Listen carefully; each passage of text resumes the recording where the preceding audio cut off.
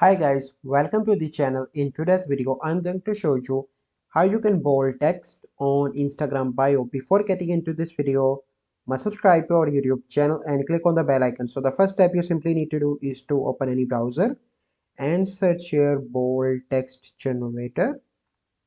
Okay, and then you need to open the first website, and here you need to enter the normal text. So let me enter digital creator, for example. So digital creator.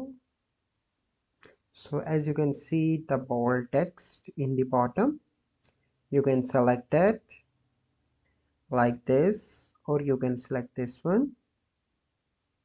Okay, so let me select this, and then you need to click on copy, go back onto the Instagram, click on edit profile, and put that text in your bio. So let me put that. Okay, and click on done. Click on done again.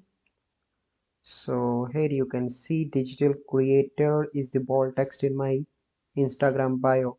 So I hope you find this video helpful. If you find this video helpful, must like this video, subscribe to our YouTube channel for future videos. We'll see you in the next video. Thank you. Have a good day.